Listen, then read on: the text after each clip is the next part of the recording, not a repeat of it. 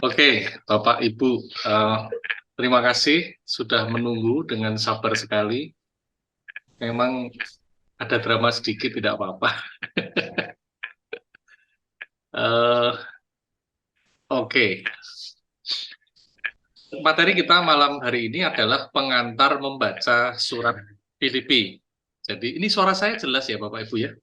Oh, jelas. Oke, Mas, pengantar membaca surat Filipi. Jadi ini kalau bagi yang sudah ikut KPA ini sudah pernah dibahas dari ayat per ayat sampai titik komanya sampai spasinya pun dibahas. Itu. Jadi ya kita ada sedikit mengulang, moga-moga tidak salah mengingat saya. Jadi sebelum kita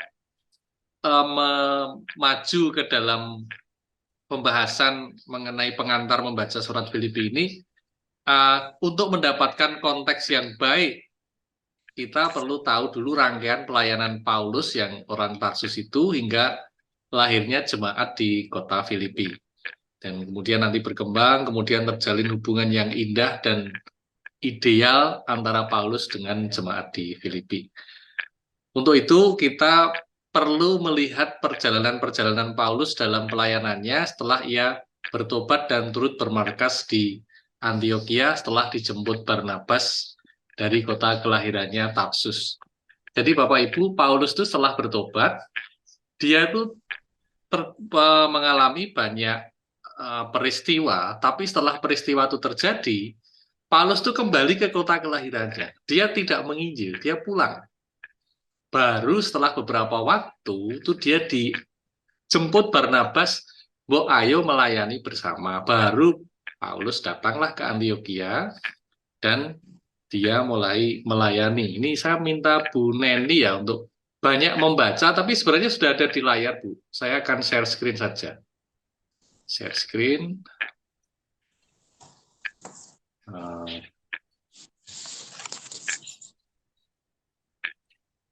Ini. Nah, ini. Silahkan Bu Neni membaca di depan supaya tidak ketandapan membaca di kertas. Silahkan. Ya, Kisah 11 ayat 25. Lalu pergilah Barnabas ke Tarsus untuk mencari Saulus. Dan setelah bertemu dengan dia, ia membawanya ke Antioquia. Nah, jadi yang membawa Paulus melayani itu Barnabas. Nah, di Antioquia kan Paulus kemudian bergabung dengan orang percaya yang lain dan dia diutus untuk menginjil bersama Barnabas mentornya. Itu terjadi pada tahun 46. Ini adalah perjalanan Paulus yang pertama. Ini yang pertama. Nah, ini saya singkirkan ini. Yang pertama, ini dari base-nya itu di Antioquia. Ini saya coba pointer option, laser pointer. Jadi base-nya itu di Antioquia, Bapak Ibu. Dari Antioquia, perjalanan pertama ke Salamis, ke Pafos, Perga, Antioquia yang di Pisidia, kemudian di Iconium, Listra, Derbe, balik lagi ke Listra, Iconium, Antioquia, Perga, Atalia, balik ke Antioquia. Ini yang perjalanan pertama, tahun 46 dimulai. Pada perjalanan misi ini belum ada kontak dengan kota Filipi. Kota Filipi itu masih jauh. Kota Filipi ada di sebelah sini. Ya, sebelah sini. Ini saya pindah ke sini. Kota Filipi ada di sini, ini Filipi. Jadi masih jauh. Tapi kemudian Paulus bersama Silas, yang kedua itu tidak lagi bersama Barnabas. Kalau yang pertama kan Paulus bersama Barnabas, bosnya atau pemimpinnya itu Barnabas. Nah, yang kedua pemimpinnya Paulus, dia mengajak Silas. Nah, mengajak Silas itu pada tahun 49. Ini Bapak Ibu. Dan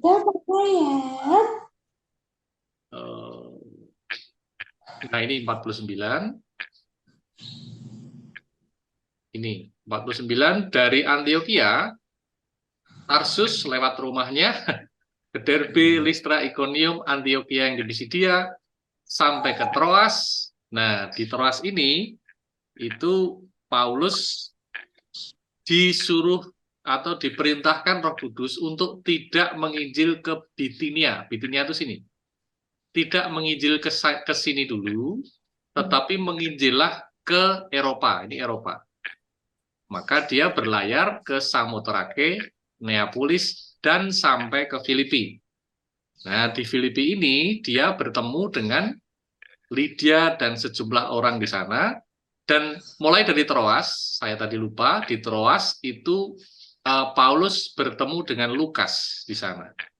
Jadi sangat mungkin ke Eropa ini juga ditemani Lukas, selain dengan Silas. Jadi Filipi sampai ke Berea dan seterusnya, kemudian sampai ke Korintus, ke Athena, kemudian dan seterusnya sini, kembali lagi ke Efesus, mulai lewat Efesus, kembali ke Kaisarea, ke Yerusalem, ke Damaskus, kemudian ke Antioquia. Itu yang perjalanan kedua.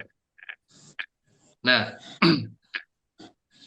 pada perjalanan kedua ini, rupanya sudah ada pemberian-pemberian yang dilakukan oleh jemaat Filipi kepada Paulus seperti yang diingat oleh Paulus dan ditulis oleh Lukas seperti ini. Ini tulisan Lukas. Nah, ini silakan Bu Neni. Filipi 4 ayat 15-16. Kamu sendiri tahu juga, hei orang-orang Filipi, pada waktu aku baru mulai mengabarkan Injil, ketika aku berangkat dari Makedonia, tidak ada satu jemaat pun yang mengadakan perhitungan hutang dan piutang dengan aku selain daripada kamu. Karena di Tesalonika pun kamu telah 1-2 kali mengirimkan bantuan kepadaku. Nah, terima kasih. Nah, kemudian itu kan sudah jelas ya, bahwa ada bantuan-bantuan dari orang Filipi pada waktu di Makedonia. Jadi Filipi dan seterusnya. Kemudian di Tesalonika juga 1-2 kali, berarti paling tidak 2 kali, mengirimkan bantuan kepada Paulus. Kemudian pada waktu Paulus berada di Korintus, berarti perjalanan selanjutnya, masih perjalanan kedua, bantuan yang datang juga sangat mungkin asalnya itu dari jemaat Filipi. Ini tertulis di 2 Korintus 11 ayat 9. Silakan Bu Neni. 2 Korintus 11 ayat 9. Dan ketika aku dalam kekurangan di tengah-tengah kamu, aku tidak menyusahkan seorang pun. Sebab apa yang kurang padaku dicukupkan oleh saudara-saudara yang datang dari Makedonia. Dalam segala hal, aku menjaga diriku, supaya jangan menjadi beban bagi kamu. Dan aku akan tetap berbuat demikian. Terima kasih. Jadi, ketika aku dalam kekurangan di tengah-tengah kamu, berarti pada waktu Paulus berada di Korintus, di tengah-tengah kamu, pada waktu dia kekurangan, dia itu tidak menyusahkan orang setempat, tetapi mendapat bantuan dari orang-orang Filipi. Itu. Nah, setelah ini kembalilah Paulus ke base-nya di Antioquia. Bentar ya. Kembali ke base-nya di Antioquia, kembali menginjil dan menengok jemaat pada perjalanan ketiganya, yaitu pada tahun sekitar 53. Nah, pada perjalanan yang ketiga ini, kemungkinan Paulus itu sampai lagi ke Filipi, tetapi tidak jelas, tidak dijelaskan secara gamblang di Alkitab apakah bertemu dengan jemaat di Filipi atau tidak. Nah, kita lihat di sini. Nah, ini perjalanan ketiga. Antioquia dan seterusnya sampai sini, tapi ke Smyrna, tidak langsung ke Troas. Tadi kan yang kedua, Antioquia langsung ke Troas, ini ke Smyrna dulu, Troas, Neapolis, Filipi di sini.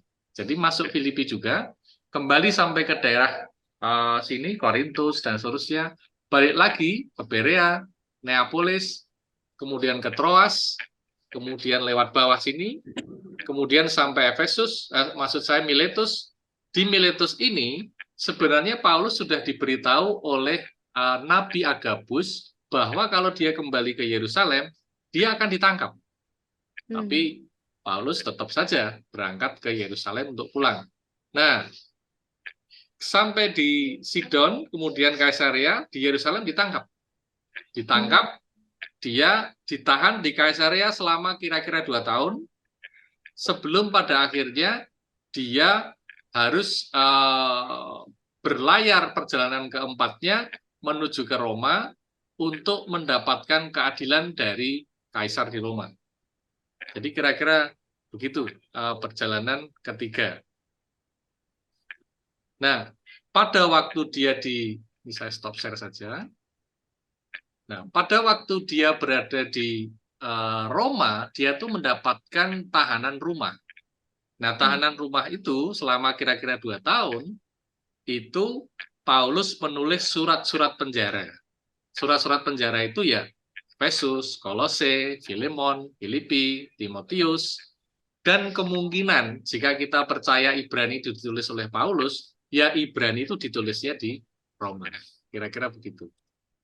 Nah, sekarang kita lihat ini gambaran mengenai perjalanan Paulus dan efeknya bagi orang Filipi. Ini gambaran mengenai perjalanan ini sebenarnya baik untuk kita pahami karena bukan hanya mengenai surat Filipi, tapi kita bisa punya gambaran mengenai surat Filemon, Kolose, Efesus. Itu kita punya gambaran.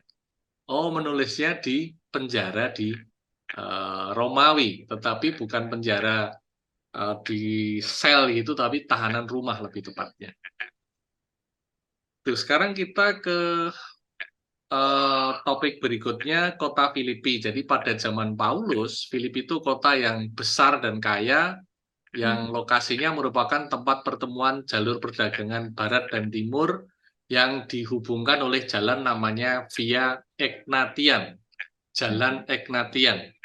Jadi kota Filipi itu selain dilalui jalan itu juga strategis karena berada di antara pegunungan-pegunungan dan juga di antara 2 laut, yaitu Laut Hitam dan Laut Adriatik. Jadi diuntungkan oleh perdagangan, dan juga ada sumber emas dan perak di pegunungan di sekitarnya. Nah, kita bisa lihat ini Bapak Ibu. Nah, ini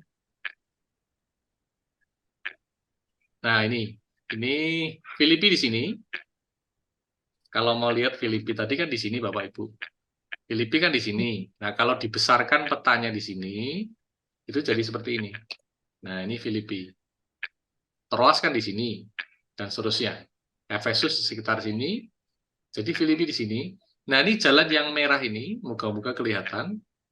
Ini adalah Via Egnatia. Jadi menghubungkan, ini kan di Rhegium ya. Rhegium nyebrang sampai wilayah yang sekarang Italia.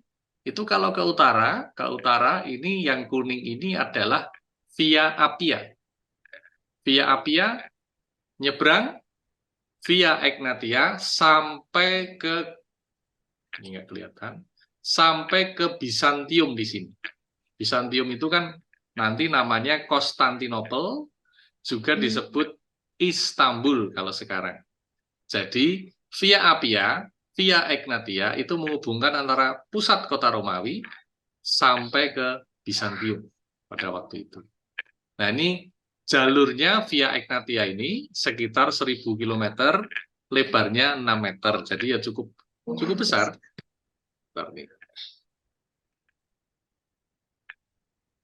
Jadi itu Via Egnatia. Itu yang bangun namanya Gnaeus Egnatius kalau nggak salah, saya agak lupa. Jadi itu jalannya kira-kira seperti ini Bapak Ibu. Nah, ini jalannya seperti ini. Ini jalan Egnatia. Nah, ini Paulus diyakini juga melalui penggalan jalan ini pada waktu dia menginjil yang perjalanan kedua dan ketiga. Kan dia menuju ke Illyricum. Jadi Illyricum itu adalah daerah ini, Illyricum. Berarti kan Paulus kalau nyebrang sampai Neapolis, berarti kan dia lewat sini, lewat ini. Jadi Paulus sampai ke jalan itu, kira-kira. Ini boleh dibaca ini, Bu Neni. Ya. Demikianlah dalam perjalanan keliling dari Yerusalem sampai ke Ilirikum, aku telah memberitakan sepenuhnya Injil Kristus. Nah, itu kira-kira begitu. Nah, pada awal tahun, ini saya stop share dulu. Pada awal tahun 90-an itu kan ada makam Raja Makedonia namanya Philip, yaitu yang menjadi asal-muasal penamaan kota Filipi. Nah, Philip itu sendiri adalah bapak atau ayah dari Alexander Agung, Raja Makedonia yang sangat sukses pada usia yang masih sangat muda. Bahkan dia tuh menangis karena sudah tidak ada lagi tempat yang bisa dia taklukkan. Yaitu menangis sedih atau menangis sombong kita tidak tahu, tapi dia menangis karena itu. Nah, ada berbagai peristiwa besar di Romawi ini Bapak Ibu. Jadi pentingnya kota Romawi, maksud saya di Filipi. Ada beberapa peristiwa besar di Filipi, jadi pentingnya kota Filipi itu kira-kira pada tahun 168 sebelum Masehi itu Filipi jatuh ke tangan Romawi. Jadi waktu itu masih kekuasaan Romawi baru berkembang, tahun 168 jatuh ke Romawi. Pada tahun 42 di Filipi itu terjadi penaklukan Raja Antoni terhadap Brutus. Itu banyak kisah-kisah sastra kuno ya. Brutus dan Cassius dikalahkan oleh Antoni. Kemudian kalau Bapak Ibu pernah dengar Antoni dan Cleopatra, itu pada tahun 31 Antoni dan Cleopatra dikalahkan dan dibunuh di kota Filipi.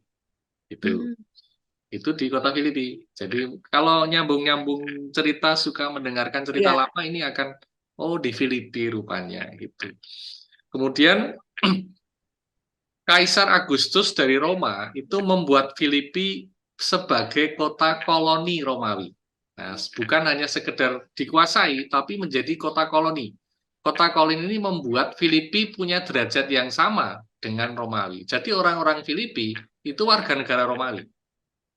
Nah, itu namanya Colonia Julia Augusta Philippensis. Ya, perlu diingat ya Bapak Ibu. Jadi hak-hak orang Filipi sama dengan orang-orang Romawi. Nah, ini sekarang, nah ini reruntuhan kota Filipi. Tapi ini bukan bangunan yang sangat kuno sejak sebelum Masehi sampai Masehi awal, karena ini pasti tahun sekitar 200-300 gitu, karena ini ada katedral di sini. Pada waktu zaman Paulus, ya pasti belum ada katedral di sana. Gitu. Oke, ini reruntuhan Romawi kuno, Filipi kuno. Kemudian benih jemaat di Filipi ini di uh, di handout ini saya tulis pokok-pokoknya Bapak Ibu. Kalau Bapak Ibu sempat membaca handoutnya, jadi jemaat Filipi itu muncul hanya sedikit pada awalnya, seperti saya katakan tadi, penginjilan itu terjadi pada sekitar tahun 52. Nah, sedikit kilas balik, pada kisah 16 ayat 7, Paulus itu kan dicegah Roh Kudus untuk tidak menginjil dulu di Bitinia, di Asia. Tetapi diperintahkan untuk mengajar, untuk berlayar menuju ke Eropa, yaitu di Makedonia melalui mimpi, dan di sana dia berlayar ke Samotrake, sampai ke Neapolis, kemudian sampai ke Filipi. Nah, di Filipi, Paulus bermaksud mencari sinagoga. Sebentar, Bapak Ibu.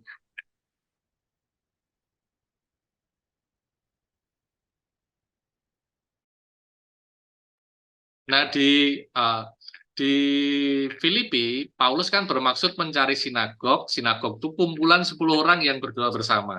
Tapi tidak ditemukan. Malah bertemu dengan Lydia dan beberapa orang yang ada di sana, yaitu Lydia itu orang Asia. Orang Asia yang tinggal di Filipi, jadi malah rumahnya itu ada di Tiatira. Nah, saya share lagi supaya ada gambaran. Nah, Tiatira itu di sini, Bapak Ibu. Tiatira itu di sini. Filipi itu kan ada di sini. Jadi Lydia itu tinggal di Filipi, sementara aslinya adalah Tiatira. Nah, ini malah dekat dengan Troas. Jadi ini Asia, ini Eropa. Itu kira-kira. Jadi sejak saat Lydia and the gang bertobat, kalau tadi Filipi dijadikan koloni oleh Romawi, maka oleh Paulus, Filipi dijadikan koloni surgawi melalui penginjilan Paulus. Jadi bukan hanya sekedar koloni tempat, tapi koloni surga. Itu. Nah, itu kira-kira. Jadi tentang lamanya tinggal di Filipi, Paulus itu hanya sebentar, Bapak Ibu. Karena Paulus datang, itu kan tidak disukai oleh semua orang di Filipi. Nah, itu ada di kisah 16 ya. Jadi ada seorang perempuan yang terus-menerus mengikuti Paulus dan meneriakkan agar orang-orang yang berada di sekitar Paulus itu mendengarkan Paulus, karena Paulus itu menyampaikan pesan Tuhan yang maha tinggi dan khotbah Paulus itu mengabarkan tentang keselamatan. Itu kisah 16 ayat 7. Tetapi perkataan perempuan ini kan baik dan benar, tapi tidak produktif, kontraproduktif terhadap pelayanan Paulus, karena sebenarnya perempuan itu adalah tukang tenung yang mengacaukan agenda Paulus. Jadi Paulus mengusir roh jahat dan perempuan itu menjadi tidak sakti lagi, tidak bisa jadi tukang tenung lagi. Nah, tuan dari perempuan ini kan marah karena perempuan itu adalah dalam tanda kutip karyawannya. Nah, karena marah, dia berusaha sedemikian rupa supaya Paulus dipenjara, dan betul Paulus dipenjara.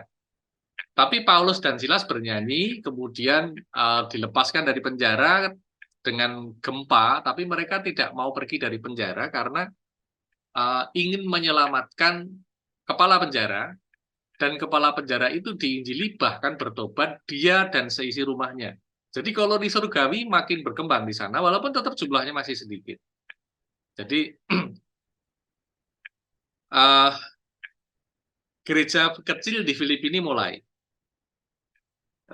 Tadi saya sebutkan bahwa koloni Romawi di Filipina membuat orang Filipi, penguasa Filipi menjadi paham mengenai hukum Romawi. Nah, Paulus itu kan mengatakan bahwa dirinya itu orang Romawi.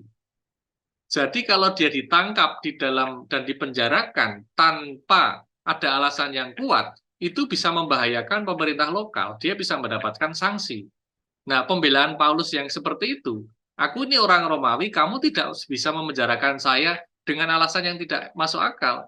Makanya dia dilepaskan, tetapi diantar sampai gerbang kota untuk segera pergi dari Filipi. Makanya Paulus itu hanya sebentar di Filipi, jadi mungkin hanya beberapa hari saja, mungkin hanya 1-2 minggu mungkin paling lama.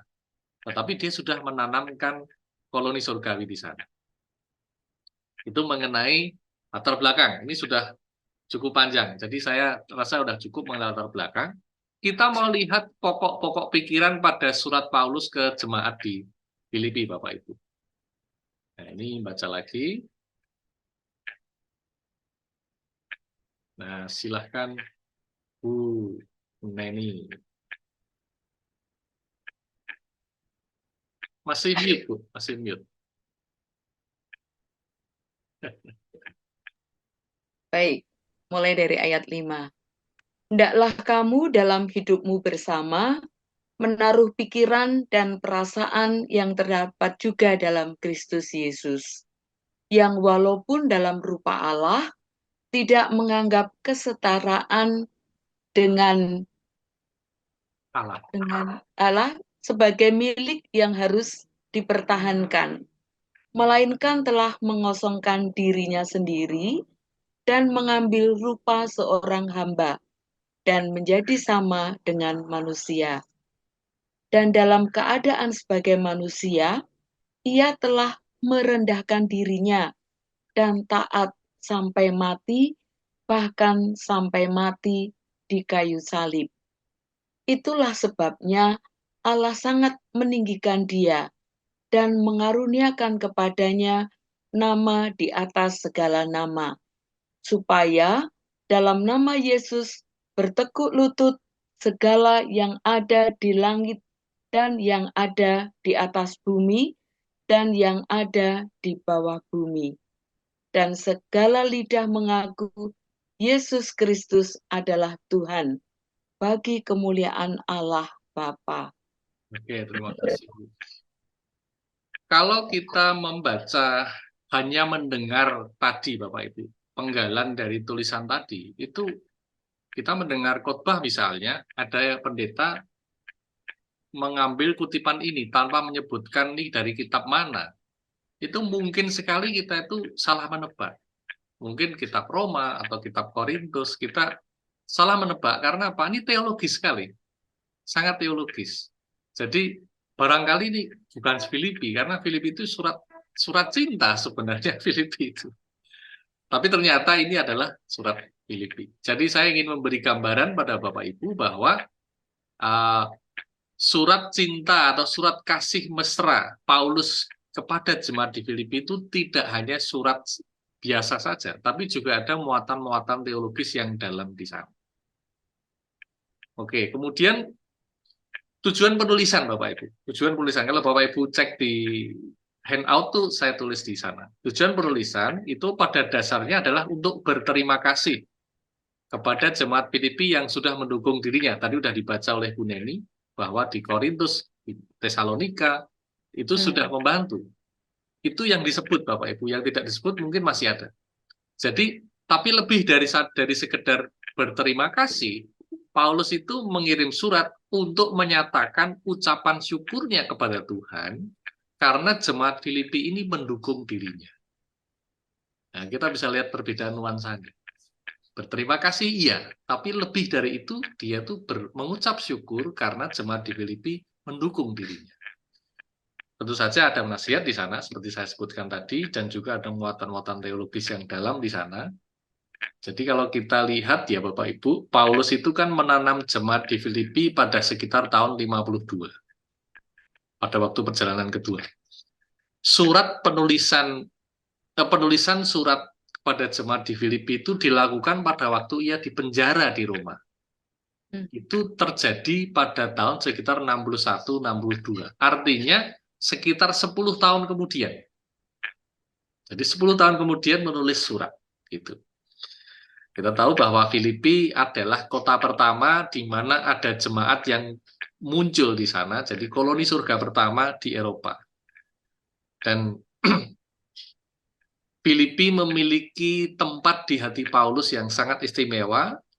Dan Paulus sangat bangga dengan jemaat di Filipi. Dan kebanggaan itu dituliskan dalam bentuk surat kasih mesra kepada jemaat di Filipi. Kita lihat juga dukungan kepada jemaat kepada Paulus dari jemaat Filipi. Tadi udah dibaca, tetapi kita bisa lihat bahwa ada setidaknya dua macam dukungan yang diterima Paulus. Yang pertama itu dukungan finansial. Mungkin saya coba share screen di sini.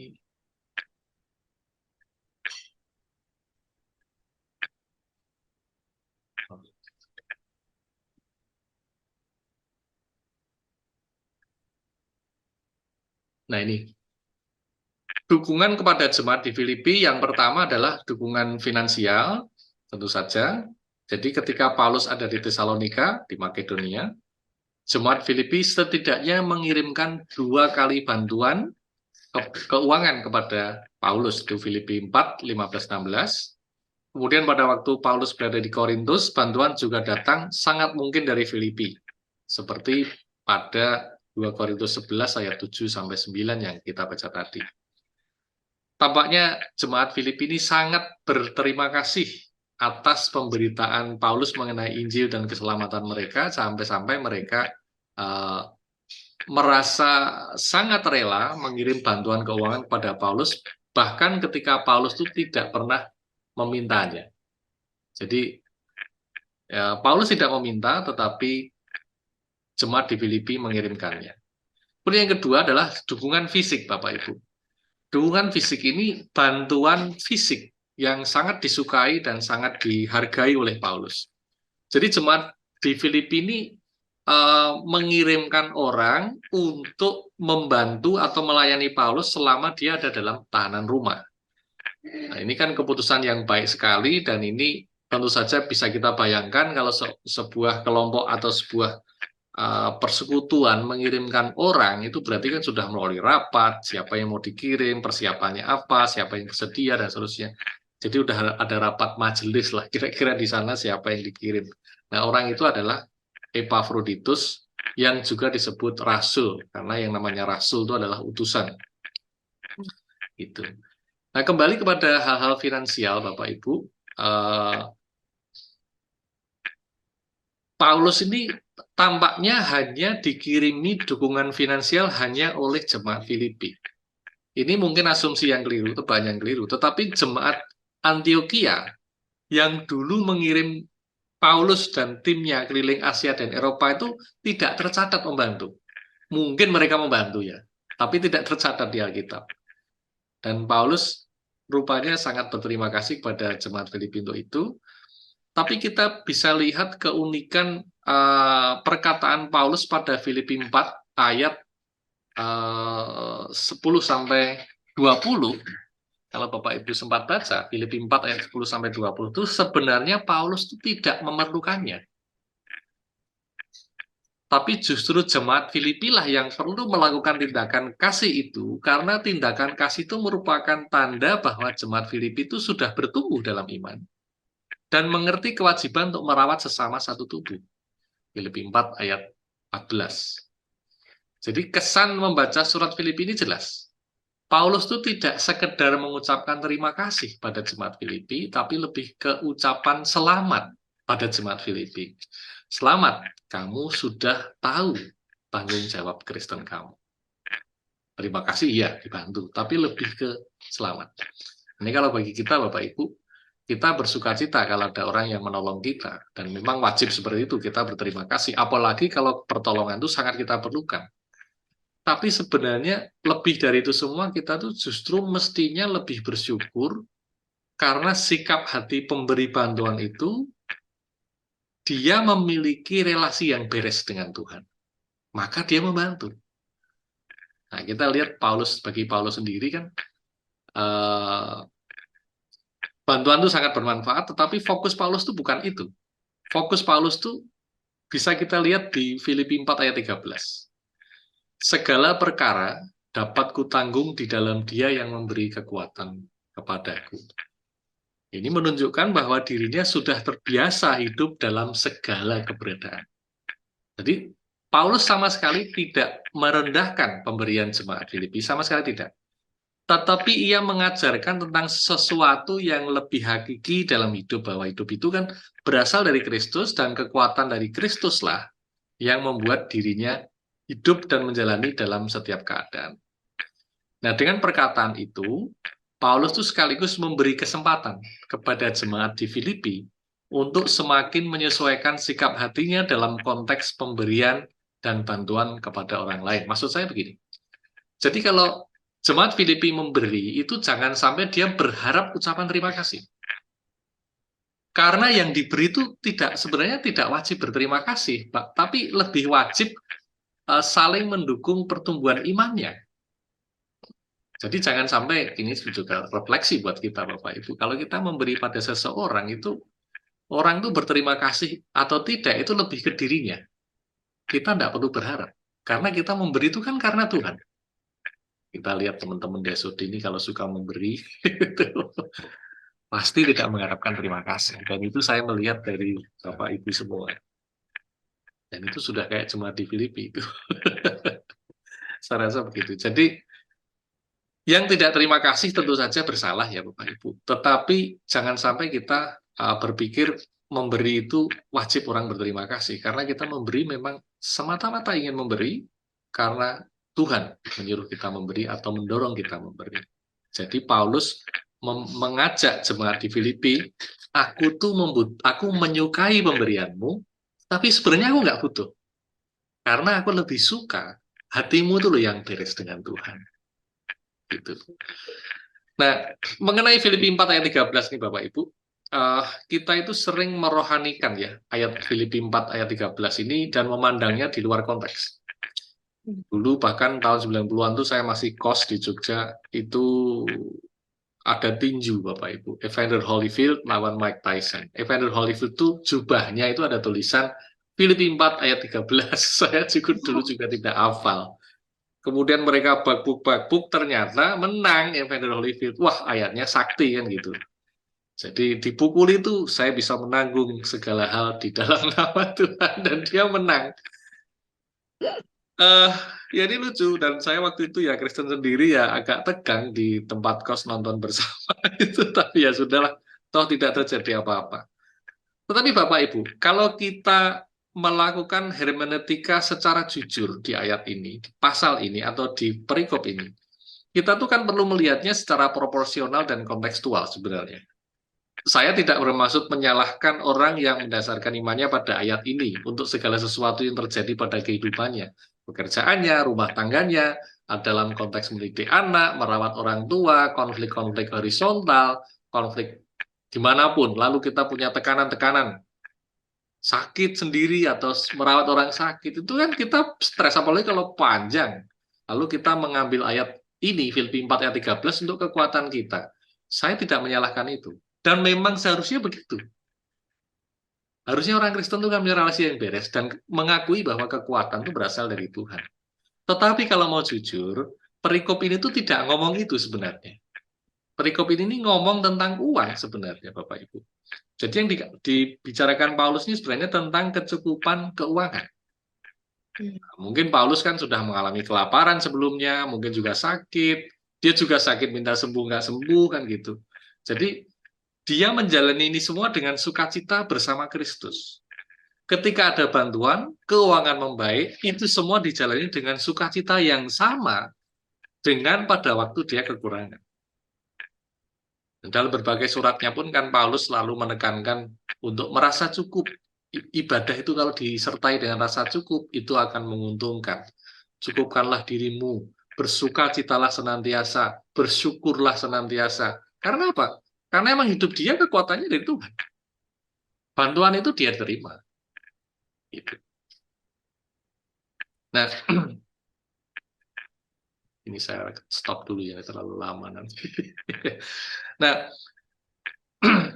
ini sikap yang berbeda ya Bapak Ibu dengan kebiasaan orang Farisi yang sebagaimana umumnya kan orang Farisi itu taat beribadah sekaligus berharap dirinya kecukupan. Orang Farisi mungkin tidak sekaya orang Saduki karena orang Saduki kan pengusaha. Tetapi orang Farisi ini kan jubahnya juga keren. Dia melayani, dia juga ingin kaya sekaligus. Nah, memang pada perjanjian lama teologinya tuh kira-kira seperti itu Bapak Ibu. Jadi ada istilah teologi retributif ya. Jadi legalistik di sana. Prinsipnya itu kalau orang berbuat baik ya dia diberkati Tuhan. Kalau dia berbuat jahat ya dia dihukum. Makanya teman-temannya Ayub itu siapa ya? Elifas, Bildad, Sofar itu menasihati Ayub sedemikian rupa bahwa Ayub kamu pasti berbuat dosa karena kamu dihukum Tuhan. Karena teologinya memang begitu. Nah, orang miskin pasti tidak berkenan bagi Tuhan. Nanti Bapak Ibu bisa mengembangkan ini dasar pemikiran ini dengan bagaimana orang kaya susah masuk surga. Orang kaya yang bertanya pada Tuhan Yesus, itu kok dia orang kaya yang salah, itu udah sempurna sekali tuh. Udah saleh, kaya pula. Bertanya tentang hal surgawi pula, itu udah istimewa banget. Itu calon mantu yang paling bagus kalau dia belum menikah. Gitu misalnya.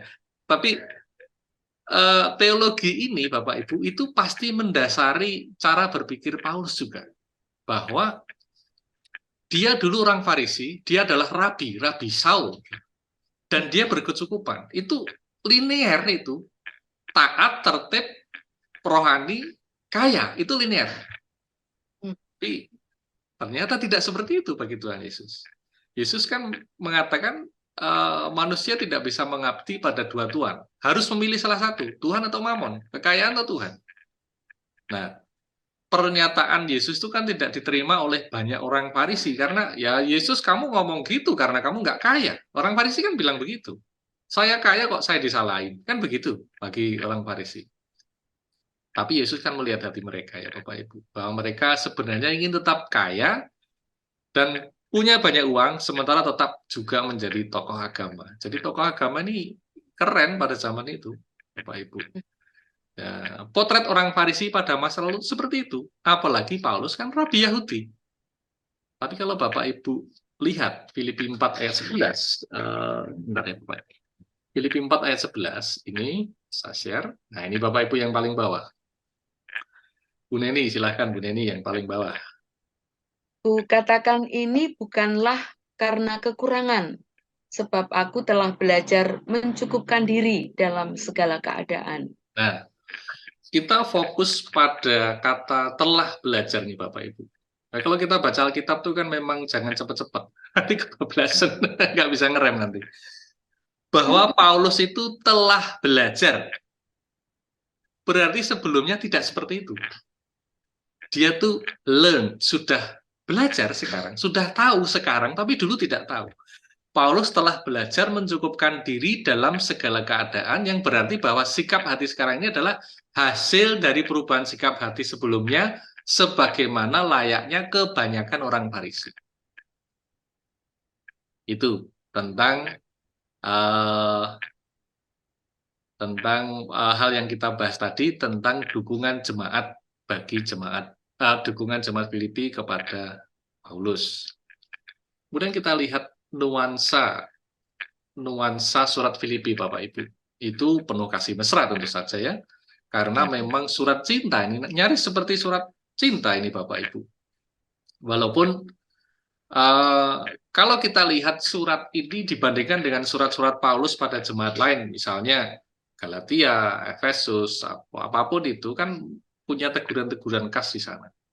Tetapi surat Filipi ini menunjukkan nada yang berbeda, yang menunjukkan adanya hubungan yang indah antara Paulus dan jemaat Filipi yang pernah ia tabur kira-kira 10 tahun sebelumnya.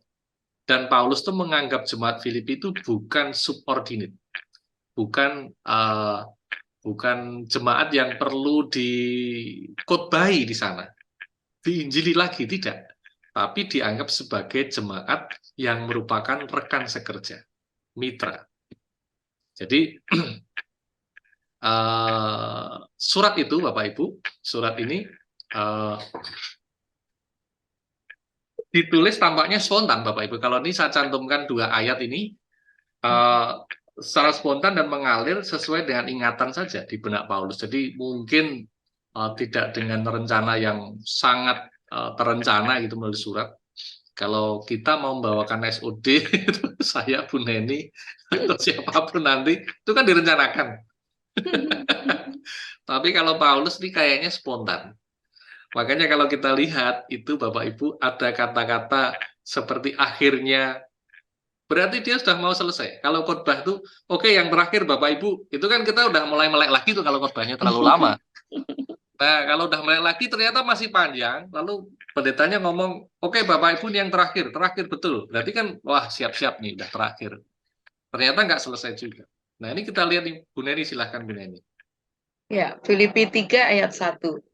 Akhirnya saudara-saudaraku, bersukacitalah dalam Tuhan.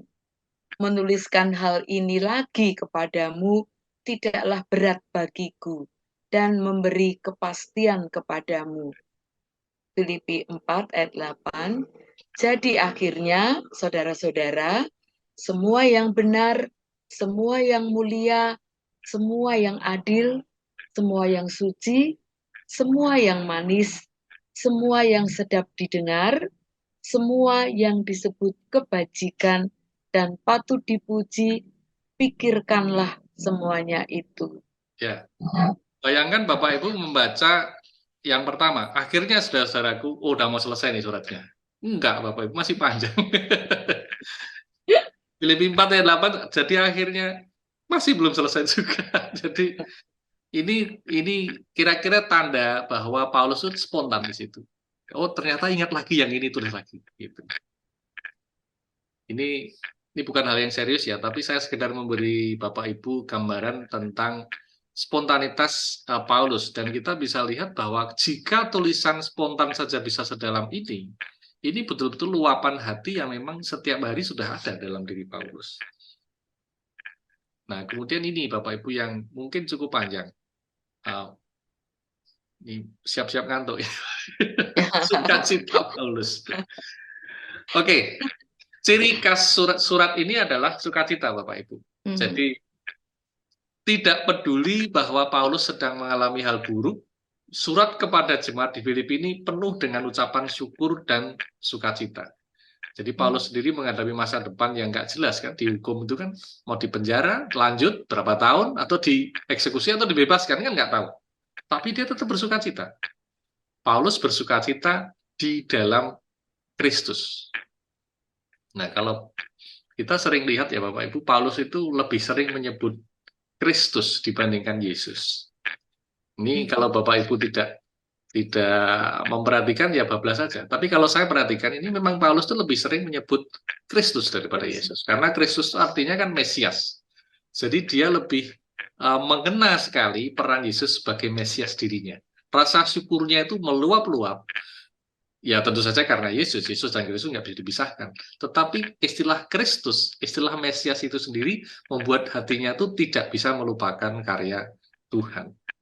Jadi sumber sukacita Paulus itu adalah Tuhan sendiri. Nah, jadi sepertinya Paulus itu ingin berbagi pada jemaat di Filipi, aku ini bersukacita karena Sang Mesias itu. Maka kamu pun marilah bersukacita seperti aku. Nah, dalam hal bantuan tadi saya sudah sebutkan bahwa sangat wajar jika Paulus bersukacita dibantu. Masa ya nggak terima kasih? Terima kasih sekali pasti. Tapi kita melihat sesuatu yang berbeda. Tadi sudah saya singgung pada diri Paulus bahwa ia mengucap syukur atas bantuan jemaat itu. Jadi jemaat di Filipi memberi bantuan, Paulus sangat bersukacita. Tapi kita lihat ini Bapak Ibu. Silahkan Bu Neni dibaca Bu Neni. Ya. Filipi 1 ayat 3-6. Aku mengucap syukur kepada Allahku setiap kali aku mengingat kamu. Dan setiap kali aku berdoa untuk kamu semua, aku selalu berdoa dengan sukacita. Aku mengucap syukur kepada Allahku karena persekutuanmu dalam berita Injil mulai dari hari pertama sampai sekarang ini. Akan hal ini aku yakin sepenuhnya, yaitu Ia yang memulai pekerjaan yang baik di antara kamu akan meneruskannya sampai pada akhirnya pada hari Kristus Yesus. Terima kasih Bu Neni. Jadi Filipi 1 Bapak Ibu. Filipi 1 ayat 1 dan 2 kan salam ya. Langsung ayat 3, dia tuh langsung menggebrak dengan sesuatu yang menyentuh dan menghangatkan hati pembacanya. Jadi mengingat jemaat di Filipi itu dia mengucap syukur. Langsung mengucap syukur. Menunjukkan rasa sukacitanya yang meluap-luap. Nah bayangkan Bapak Ibu kalau sekarang ada WhatsApp ya. Tapi bayangkan kita lama nggak bertemu teman, nggak punya nomor WhatsApp, kita cuma punya email. Lalu kita mengirim email teman lama yang tidak berkontak dengan nada seperti ini. Ini kan berarti walaupun teman lama itu tidak bertemu lama, tapi berarti hati Bapak Ibu dengan teman itu kan klop sekali. Sehati, mengucap syukur mengingat engkau. Gitu. Dan ketika Paulus berdoa untuk mereka, itu pun Paulus bersukacita. Dan setiap kali aku berdoa untuk kamu semua, aku selalu berdoa dengan sukacita. Berarti hati Paulus meluap-luap dengan sukacita. Tapi sukacitanya karena apa? Dia menjelaskan pada ayat 5, yang menunjukkan bahwa sukacita Paulus itu bukan karena bantuan dari jemaat Filipi saja. Bukan semata-mata karena bantuan. Tetapi melampaui semua itu adalah bahwa pemberian bantuan itu menunjukkan bahwa jemaat Filipi turut serta dalam pemberitaan Injil. Jadi kita lihat kan ayat 5, karena persekutuanmu dalam berita Injil, mulai dari yang pertama sampai sekarang ini. Jadi bersukacita karena itu. Berarti jemaat di Filipi ini sudah sangat dewasa. Itu. Kemitraan ya, bahasa Inggrisnya bermitra. Kalau dalam bahasa Inggris itu ada istilah partnership, kemudian participation gitu. Kalau kita lihat terjemahan-terjemahan yang lain itu begitu Bapak Ibu. Jadi kita bisa lihat bahwa ini adalah kemitraan. Itu yang membuat hati Paulus tuh bangga, istilah Jawanya tuh mongkok gitu ya. Mongkok itu gimana?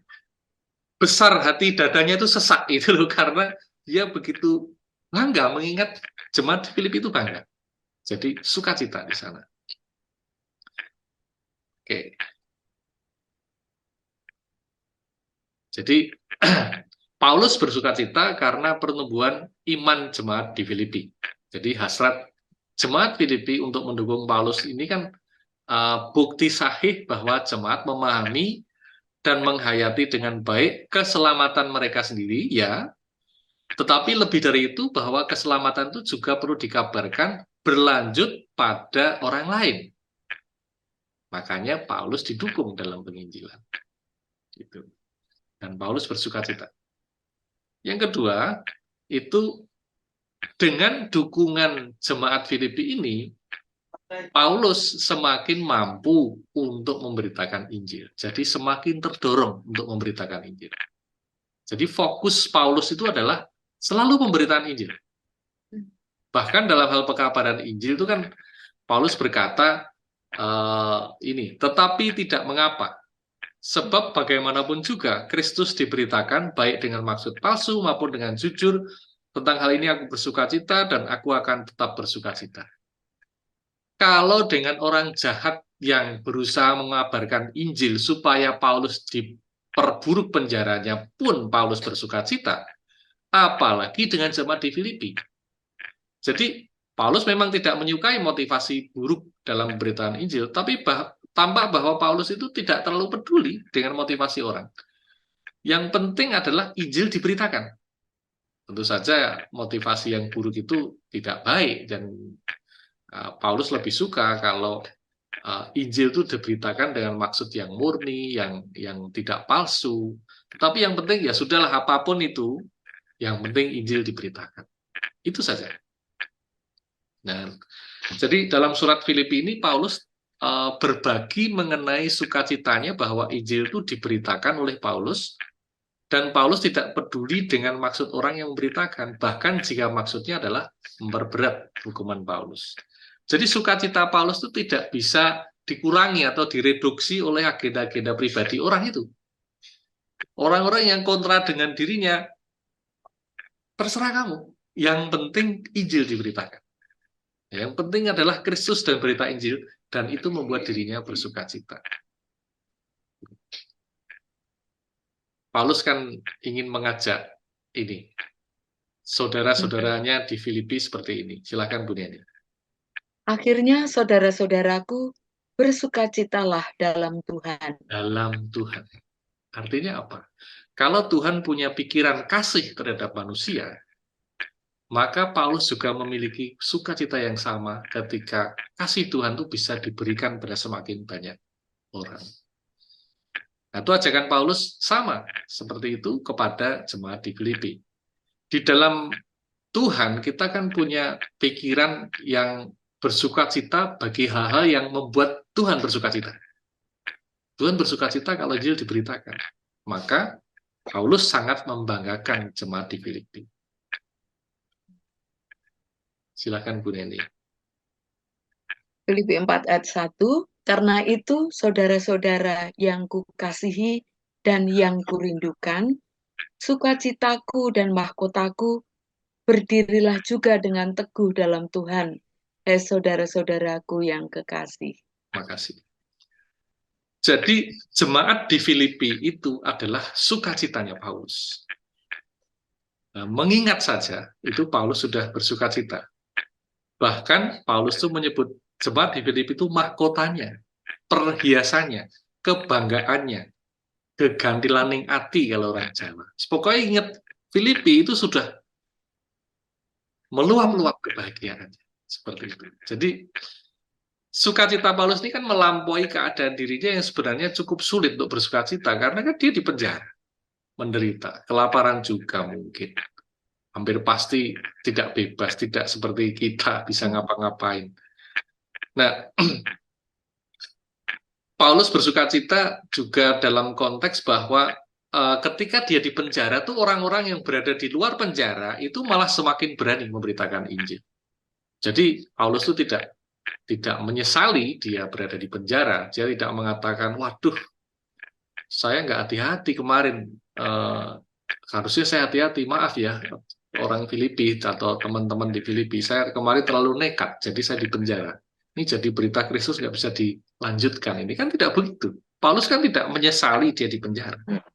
Dia lanjut saja. Di penjara ya tidak apa-apa. Dia tidak menyesali telah mengabarkan Injil, mungkin saya ngomong terlalu keras kemarin. Tidak begitu. Jadi yang penting bagi Paulus adalah pekabaran Injil, dan pekabaran Injil. Pokoknya dia fokus habis lah di sana. Yang membuat pekabaran Injil berjalan, apapun itu, dia bersuka cita karenanya. Kita lihat di sini, Bapak Ibu. Nah, ini yang paling umum. Silakan. Karena bagiku hidup adalah Kristus dan mati adalah keuntungan. Jadi selama dia hidup, dia akan memberitakan Injil dan memberi buah. Tetapi jika harus mati, itu justru disyukuri karena dia akan bersama Kristus secara kekal. Nah, orang seperti ini, siapa yang bisa mengambil sukacitanya? Nggak ada. Orang begini ini, apapun yang kita lakukan, sejahat apapun kita, dia tetap sukacita. Nggak bisa dikalahkan orang begini ini. Pusatnya tuh Kristus dan kemuliaannya. Paulus itu kan membahas Kristus sampai puluhan kali, sekitar 40 kali dalam surat pendek ini. Jika kita, Bapak Ibu, jika kita sering berteologi bahwa Roh Kudus itu ada di dalam kita, kan kita sering bilang begitu ya. Paulus itu agak berbeda di sini. Paulus itu mengatakan bahwa kitalah yang ada di dalam Tuhan. Sama sih sebenarnya, itu sama saja. Kita di dalam Tuhan, Tuhan di dalam kita. Itu sama. Tapi Paulus lebih sering mengatakan kita di dalam Tuhan. Karena apa? Dia ingin menekankan bahwa Tuhanlah yang bekerja untuk kita. Itu. Jadi di surat Filipi ini seperti itu. Kalau kita lihat, Bapak Ibu mungkin pernah lihat film Paul the Apostle of Christ. Mungkin Bu Deni pernah, Bu Deni? Paul the Apostle of Christ. Film itu. Belum? Belum. Saya melihat film itu, dia itu pada waktu akan dipenggal, itu bukannya dia melawan, menolak, menghalangi, atau berusaha menunda, mencari cara-cara untuk menunda, tidak. Dia kan sudah menginjili sipir-sipir penjara. Karena pada waktu dia mengirim surat itu kan juga selalu ngomong orang di istana kaisar, orang yang berada di penjara, dan seterusnya. Jadi dia kan sudah menginjil di sana. Dan dia juga pasti menginjil orang-orang yang akan mengeksekusi dia. Dan ketika eksekutor itu akan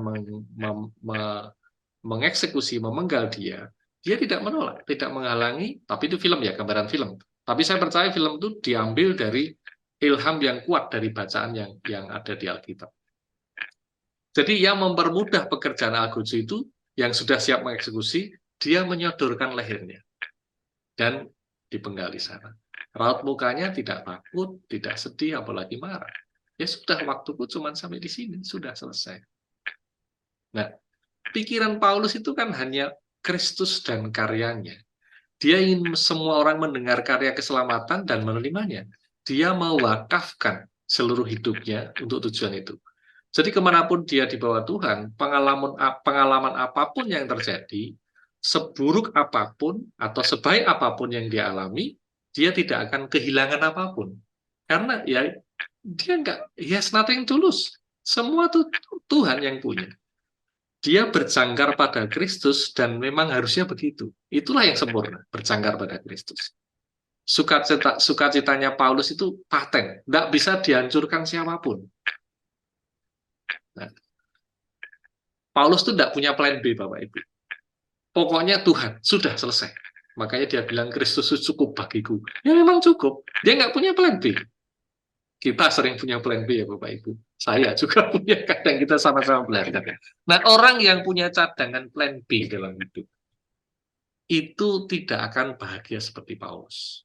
Rahasia sukacita Paulus, kalau bisa kita sebut rahasia, yang nggak rahasia udah disebutkan. Sukacita Paulus ini adalah sesuatu yang berjangkar pada Kristus dan itu dibagikan pada jemaat di Filipi. Jadi Paulus itu tidak bersukacita karena berharap lepas, cukup, kaya, tidak. Dia bersukacita karena Tuhan dan karyanya. Paulus itu mengajak jemaat Filipi sama seperti dirinya, mari bersukacita di dalam iman pada Tuhan. Silakan Bu. Ya, Filipi 1, 25, 26. Dalam keyakinan ini, tahulah aku akan tinggal dan akan bersama-sama lagi dengan kamu sekalian, supaya kamu makin maju dan bersukacita dalam iman, sehingga kemegahanmu dalam Kristus Yesus makin bertambah karena aku, apabila aku kembali kepada kamu. Ya, jadi bersukacita dalam iman supaya kamu makin maju. Berarti sudah maju sebelumnya, tapi makin maju. Berarti Paulus itu membanggakan sekali jemaat di Filipi itu. Supaya makin maju. Sebelumnya sudah maju. Sehingga kemegahanmu di dalam Yesus Kristus, jadi kita tuh bermegah di dalam Yesus Kristus, bukan di dalam hal selain Yesus Kristus, bukan bermegah karena plan B, plan B, plan B selain Tuhan Yesus, tapi kita bermegah dalam Tuhan Yesus Kristus. Tapi kemudian kita lihat makin bertambah karena apabila aku kembali kepada kamu, nanti kalau aku dilepaskan dari penjara. Jadi ini yang anak kalimat atau frasa terakhir, makin bertambah karena apabila aku kembali kepada kamu, ini kita bisa berpikir berbeda Bapak Ibu kalau tidak ada guidance ya Bapak Ibu. Ini anak kalimat yang belakang itu maksud saya. Jadi ini bisa kita jelaskan bahwa ketika Paulus ketika kita bersukacita dalam iman kepada Kristus, maka sudah pasti mereka akan juga bersukacita atau kita akan bersukacita juga ketika saudara satu tubuhnya itu kembali bersama mereka. Jadi pernyataan Paulus pada ayat 26 ini bukan GR. Ini kan saya misalnya mau main ke tempat Pak Petrus gitu. Lalu saya bilang, Pak Petrus saya mau main ke tempat Pak Petrus dan Bu Petrus. Saya yakin Pak Petrus dan Bu Petrus akan bersukacita karena kedatangan saya. Oh itu kan GR banget itu. Itu kebablasan GR-nya. Iya po. Itu nanti dibilang begitu. Ya mungkin Pak Petrus Bu Petrus tetap akan senang didatangi. Tapi kan saya nggak mungkin mengatakan itu. Gitu. Tapi kalau Paulus mengatakan itu, alasannya kuat. Kalau sama-sama berada dalam satu frekuensi, sama-sama pelayanan kepada Tuhan, lalu mengatakan bahwa engkau adalah mahkotaku, engkau adalah sukacitaku. Itu kan ketika Paulus mengatakan, kamu juga akan bersukacita kalau aku nanti datang. Itu bukan masalah GR. Itu bukan derasa, kegedean rumongso, overconfident, atau merasa entitled, atau merasa self-significant. Bukan itu. Ini pernyataan yang logis dari sebuah tubuh Kristus yang saling mengenal, luar dalam, begitu dalam, dan semuanya berada di dalam Kristus. Jadi ini pernyataan logis Bapak Ibu. Tapi kalau pacaran pun nggak begitu ngomongnya Bapak Ibu. Misalnya pacaran long distance relationship gitu ya. 6 bulan nggak ketemu, lalu mengatakan saya akan pulang nanti bulan ini tanggal sekian, kamu pasti berbahagia karena aku datang. Itu aja nggak berani ngomong begitu. Iya kalau berbahagia, kalau bertengkar nanti bagaimana? Udah lama nggak ketemu sekali bertengkar pula. Gitu. Jadi tidak begitu. Ini case-nya nggak begitu. Jadi Paulus juga mengatakan ini karena memang buktinya jelas. Buktinya jemaat di Filipi ini sehati dengan Paulus. Mengirim bantuan itu kan bukti kalau sehati. Dan Paulus juga menyatakan bahwa sukacitanya adalah jemaat di Filipi. Mengingat saja, bersyukur. Gitu. Jadi saling sukacita, saling bersatu sesama tubuh Kristus itu tidak sekedar persekutuan biasa yang dangkal, itu tidak. Tapi persekutuan yang didasarkan atas konsep kristologi yang mendasar pada mereka. Kita lihat ini Bapak Ibu. Nah ini silahkan Bu Neni. Ya, Filipi 3 ayat 10. Yang ku kehendaki ialah mengenal Dia dan kuasa kebangkitannya, dan dalam persekutuan dalam penderitaannya, di mana aku menjadi serupa dengan Dia dalam kematiannya. Ya, ini kan artinya persekutuan mereka, Paulus berbagi dengan sesama tubuh Kristus, dan dia ingin bersekutu bersama dengan jemaat di Filipi dengan mengingat-ingat bahwa persatuan mereka dengan Kristus itu adalah dalam penderitaan. Ini teologi yang dalam. Jadi ketika mereka saling bersekutu satu sama lain, itu tidak hanya hahaha makan bersama, pulang, apalagi mabuk-mabukan, kan tidak begitu. Ini ada sesuatu yang mendasari persekutuan mereka, yaitu pengertian akan karya Kristus bagi mereka. Jadi mereka mengingat-ingat tentang persatuan mereka dengan tubuh Kristus, dengan Kristus sendiri dalam penderitaannya. Apa sih penderitaannya itu kalau kita alami? Yang bisa kita alami ya bisa saja bersusah payah menginjil, bersusah payah mengasihi orang dalam pelayanan. Kalau kita yang mungkin bersusah payah pelayanan di gereja, kemarin waktu kesempatan yang lalu saya ada di kelompok kecil, itu saya ingat ngomong, susah payah dalam pelayanan, dalam penderitaannya itu bisa jadi mudah melayani, mempersiapkan, keluar uang, keluar waktu, keluar tenaga, masih lupa itu. Itu masih bisa terjadi. Itu kan penderitaan Kristus. Kita punya preview gitu loh. Penderitaan Kristus seperti itu. Kalau sampai mati sih enggak ya. Kayaknya enggak. Kita enggak usah jadi martir. Tapi kalaupun sampai sana ya jalani saja. Kemudian persekutuan dalam kematiannya, mempercayai bahwa manusia lama kita sudah mati di salib, dan sekarang hidup kita adalah doulosnya Kristus, mengerjakan pekerjaan Tuhan kita. Jadi kita ini alat-alat Tuhan. Kemudian bersekutu dalam kebangkitannya, ikut hidup bersama Kristus mulai saat percaya, hingga kita melampaui masa kematian fisik, lanjut hidup kekal. Sekarang kan sudah ada hidup kekal, cuman kita belum mati saja. Nah, konsekuensi dari pernyataan Paulus ini, Bapak Ibu, itu artinya orang yang tidak mau mematikan manusia lamanya secara total, ya tidak akan total juga dalam penderitaan dan kebangkitan bersama Kristus. Melayani tapi setengah-setengah, ada plan B, masih ada reserve dalam kehidupannya. Kita tuh diajak terjun dalam iman itu tidak ragu-ragu. Lompat ya lompat saja, sudah. Tidak ragu-ragu. Gitu. Jadi tidak ada plan B. Nah, sukacita ini kan nggak bisa penuh kalau bersyarat, Bapak Ibu. Jadi kalau syaratnya adalah berbagai hal yang tidak ikut kita matikan dalam manusia lama sebelumnya, ya nggak bisa sukacita. Jadi kalau di Filipi 1 ayat 27 itu kan hidup kita diajak untuk berpadanan dengan Injil Kristus. Bukan sekedar mengabarkan Injil, tapi hidup kita sendiri pun hendaknya berpadanan dengan Injil itu.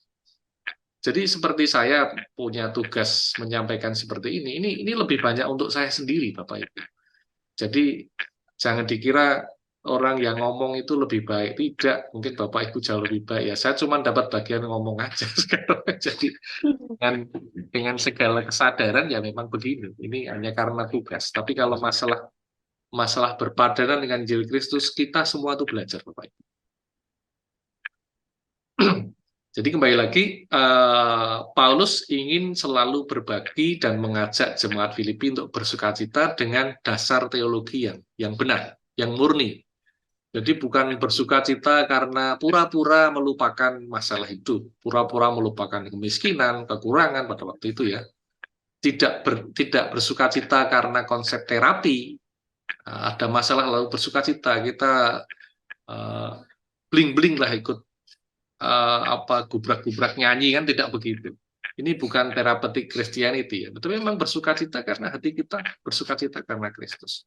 Dan itu bisa melihat nuansa ini dalam seluruh surat Filipi.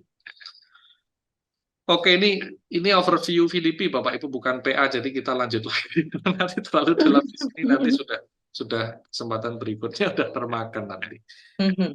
Oke, berikutnya adalah tentang mengerjakan keselamatan, Bapak Ibu. Silakan Bu Neni. Ya, ayat 13. Hai saudara-saudaraku yang kekasih, kamu senantiasa taat. Karena itu, tetaplah kerjakan keselamatanmu dengan takut dan gentar.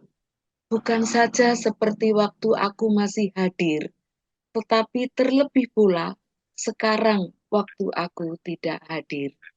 Karena Allah lah yang mengerjakan di dalam kamu, baik kemauan maupun pekerjaan menurut kerelaannya. Terima kasih, Bu. Jadi ini tentang jemaat di Filipi yang tentu saja sudah lahir baru. Kalau belum lahir baru, perkataan Paulus pasti berbeda. Jadi ini sesama jemaat yang sudah lahir baru, sehingga mereka sudah senantiasa taat dan berjuang dan terus berusaha hidup berpadangan dengan Injil Kristus, dan mereka sudah mengerjakan keselamatan mereka. Maka Paulus menegaskan supaya mereka tetap mengerjakan keselamatan mereka. Jadi sudah. Jadi tetaplah seperti itu dan lanjutkanlah. Jadi mereka didorong untuk melayani dan menikmati perspektif atau cara pandang iman mereka yang benar dalam Kristus. Jadi manusia lama sudah mati, bangkit, hidup sebagai manusia baru. Kalau Tuhan mengasihi orang yang belum selamat, mereka pun hendaknya mengasihi orang yang belum selamat. Dan mereka mendorong penginjilan itu. Dan itu bisa dilakukan kalau Roh Kudus melakukannya di dalam diri kita. Jadi ini bukan pekerjaan mendorong Paulus menginjil itu pekerjaan atas keinginan sendiri, tidak. Keinginan itu, hasrat itu ada pada pikiran Kristus. Mereka hanya perlu mengizinkan pikiran Kristus itu ada dalam pikiran mereka. Nah, kalau perbuatan baik apapun itu, termasuk menginjil, perbuatan baik itu kan menginjil baik sekali. Tapi kalau dilakukan atas nama kita sendiri, itu tidak baik bagi Tuhan. Kan di luar Tuhan, tanpa iman, semua dosa. Di luar Tuhan, semua perbuatan itu kosong. Semua perbuatan itu kotor, menjijikkan. Kita lihat di Yesaya, Bapak Ibu. Silahkan, Bu Neni. Ya, Yesaya 64 ayat 6. Demikianlah kami sekalian seperti seorang najis, dan segala kesalehan kami seperti kain kotor. Kami sekalian menjadi layu seperti daun, dan kami lenyap oleh kejahatan kami, seperti daun dilenyapkan oleh angin. Terima kasih. Nah, ini diresonansi hal yang sama ini. Seperti yang dikatakan Yesaya, ini diresonansi persis seperti Paulus, dan dengan mengatakan bahwa pengenalan akan Kristus itu membuat ia membenci keadaan masa lalunya yang berada di luar Kristus. Silakan, Bu. Filipi 3 ayat 8. Malahan segala sesuatu kuanggap rugi, karena pengenalan akan Kristus Yesus Tuhanku lebih mulia daripada semuanya. Oleh karena dialah aku telah melepaskan semuanya itu dan menganggapnya sampah, supaya aku memperoleh Kristus. Terima kasih. Jadi melakukan hal yang baik oleh kehendak Roh Kudus, ini bukan sekedar kita menjadi robotnya Tuhan, tidak. Ini adalah free will kita atau freedom of choice kita. Itu bisa di-PA-kan. Itu ya Bapak Ibu. Freedom of choice kita untuk kita menyerahkan diri kita dalam pimpinan Roh Kudus. Jadi kita bukan menjadi robotnya Roh Kudus, bukan. Kita bukan seperti orang yang kerasukan roh lalu ngomong dengan bahasa yang perempuan, bahasanya laki-laki. Itu kan ada yang kerasukan roh itu seperti itu. Bukan seperti itu. Kita tetap menjadi diri kita sepenuhnya. Karakternya mungkin kita juga begini-begini tidak jauh berbeda, tetapi kita dipakai Roh Kudus karena kita mengizinkan Roh Kudus bekerja di dalam kita. Jadi bukan robot. Ini konteksnya adalah kemuliaan atau memuliakan Tuhan. Doksologi konteksnya. Memuliakan Tuhan. Oke, itu materi selanjutnya apa? Hal-hal pokok selanjutnya dalam kitab Filipi ini, Bapak Ibu, Epafroditus. Jadi tadi saya sebutkan bahwa bantuan itu selain bantuan keuangan itu juga bantuan fisik, yaitu Epafroditus ini dikirim kepada Paulus untuk melayani kehidupan Paulus selama dalam tahanan rumah. Tetapi jemaat Filipi ini mendengar gosip atau berita ya, karena beritanya benar yang didengar itu, bahwa Epafroditus itu sakit dan hampir mati. Nah, kalau beritanya hampir mati, kan mereka tidak tahu, jadi mati atau tidak, gitu kan. Nah, makanya Petrus itu, Paulus itu mengirimkan Epafroditus pulang untuk supaya jemaat di Filipi tenang. Epafroditus benar, dia sakit dan hampir mati, tetapi sekarang sudah sembuh dan pulang di tengah-tengah kamu. Mungkin Bapak Ibu bertanya, kok nggak didoakan saja supaya sembuh? Kok sampai mau mati itu bagaimana? Wong dulu waktu zaman-zaman awal itu ya, ada orang jatuh didoakan sembuh, hidup lagi. Sapu tangan Paulus itu bahkan bisa mengusir roh-roh jahat, bahkan bisa bisa uh, menyembuhkan orang sakit. Lah ini dirinya sendiri sakit, mata ya, kemudian Paulus kan sakit mata, nggak sembuh. Epafroditus sakit juga nggak sembuh. Ini bagaimana? Sembuhnya kan seperti normal itu. Nah, kita mungkin bisa melihat Bapak Ibu bahwa kesembuhan-kesembuhan atau mujizat-mujizat kesembuhan dalam konteks penginjilan itu lebih banyak terjadi daripada dalam konteks kehidupan normal. Jadi ini pengamatan sederhana saja Bapak Ibu. Ini pengamatan ini bisa keliru dan sangat terbuka kalau Bapak Ibu punya argumen. Jadi saya terbuka sekali. Jadi saya hanya melihat bahwa Timotius sakit perut itu juga disuruh minum anggur supaya perutnya hangat gitu. Kenapa nggak didoakan aja tumpang tangan sembuh? Itu. Jadi kita bisa melihat bahwa kesembuhan di Perjanjian Baru itu lebih sering merupakan demonstrasi karya Injil dalam misi dan bukan sekedar untuk kesehatan fisik secara umum bagi orang Kristen. Nah, ini bisa kita lihat kalau kita sedikit kritis dengan lingkungan kita, ada kelompok-kelompok gereja tertentu yang setiap kebaktian itu ada kesembuhan ilahi, itu bagaimana? Wong nyatanya ini saja tidak terjadi. Itu. Jadi boleh dikritisi, boleh diseminarkan. Kalau ada seminar saya juga mau ikut itu bagaimana pendapat ahli-ahli teologi itu mengenai hal seperti itu. Kemudian hal yang pokok pikiran di Filipi, ini ada konflik internal di Filipi. Ini gereja di Filipi memang tidak punya masalah berat. Bahkan mereka tuh kebanggaannya Paulus. Tetapi tetap saja ada yang dinasihatkan Paulus karena ada keprihatinan Paulus. Jadi koinonia atau persekutuan di Filipi ini terganggu karena ada konflik pada Iodia dan Sintike yang berpotensi kontraproduktif terhadap persekutuan mereka sendiri. Jadi mereka dinasihati Paulus untuk saling rendah hati dan sehati dan sepikir di dalam Tuhan. Bagaimana caranya sehati dan sepikir? Ya kalau mereka sehati dan sepikir di dalam Tuhan, otomatis di antara mereka sendiri pun pasti sehati dan sepikir. Karena semuanya pikiran Tuhan Yesus, Tuhan sendiri. Nih. Ada pertanyaan sampai sini Bapak Ibu? Saya masih sedikit lagi. Kalau ada silahkan. Saya stop share dulu. Kalau ada silahkan Bapak Ibu. Atau udah tidur semua? Enggak, Pak, asyik.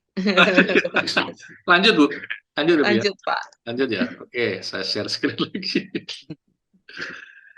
Oke, konflik internal. Kemudian ini ada kenosis, Bapak Ibu, yang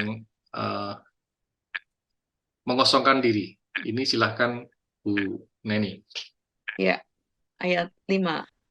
Hendaklah kamu dalam hidupmu bersama menaruh pikiran dan perasaan yang terdapat juga dalam Kristus Yesus, yang walaupun dalam rupa Allah, tidak menganggap kesetaraan dengan Allah itu sebagai milik yang harus dipertahankan, melainkan telah mengosongkan dirinya sendiri dan mengambil rupa seorang hamba dan menjadi sama dengan manusia.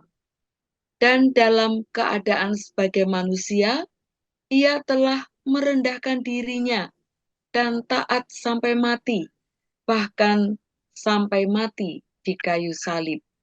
Itulah sebabnya Allah sangat meninggikan dia dan mengaruniakan kepadanya nama di atas segala nama, supaya dalam nama Yesus bertekuk lutut segala yang ada di langit dan yang ada di atas bumi dan yang ada di bawah bumi, dan segala lidah mengaku Yesus Kristus adalah Tuhan, bagi kemuliaan Allah Bapa. Makasih Bu. Ini salah satu bagian yang paling sering menjadi bahasan teologis tentang Kristus yang mengosongkan diri. Jadi ini bahasan yang cukup mendalam. Jadi walaupun surat-surat cinta ya, tapi memang ada bagian yang teologis dan ini bahkan sangat mendalam di sini. Jadi ini adalah cara Paulus. Bapak Ibu kalau membaca ini ini dipotong juga boleh sebagai bahan kita melihat bagaimana Kristus itu mengosongkan dirinya. Tapi kalau kita lihat konteks yang lebih besar, ini adalah bagian dari pokok pikiran yang disampaikan Paulus untuk mengajak jemaat di Filipi untuk merendahkan diri. Ini Bapak Ibu boleh baca perikopnya.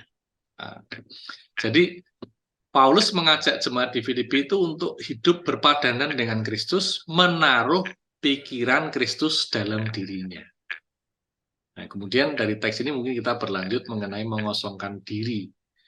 Kalau Yesus mengosongkan diri, itu yang dikosongkan apanya?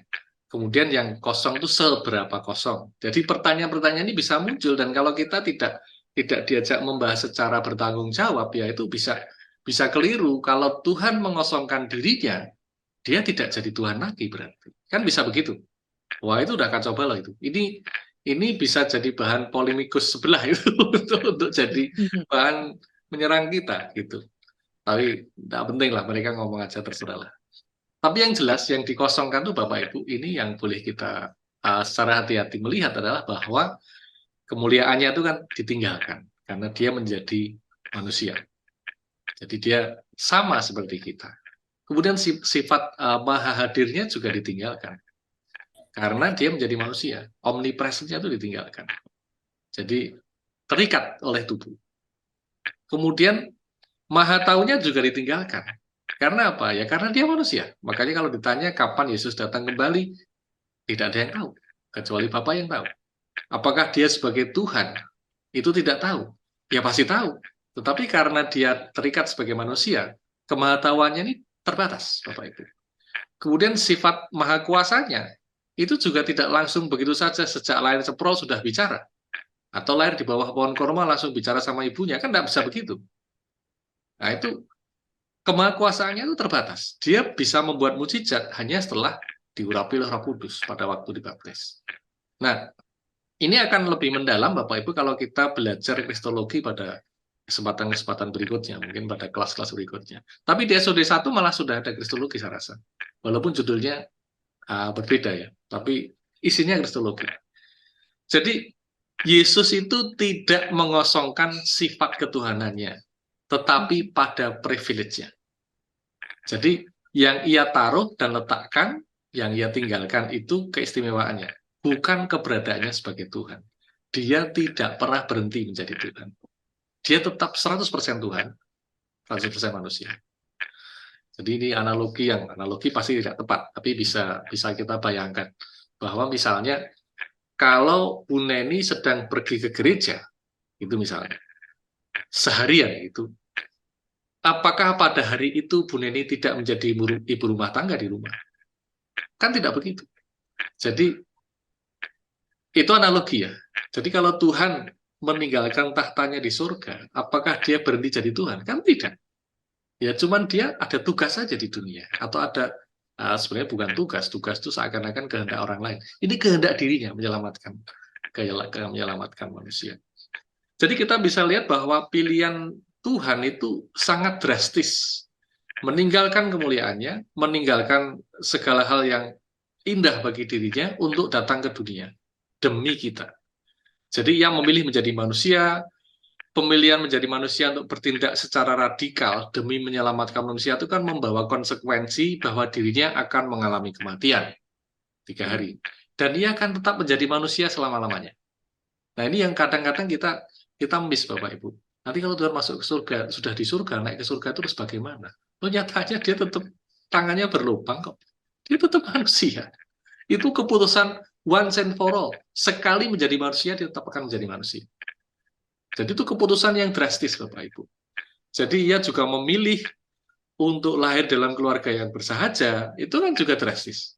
Nggak milih dari keluarga kerajaan misalnya.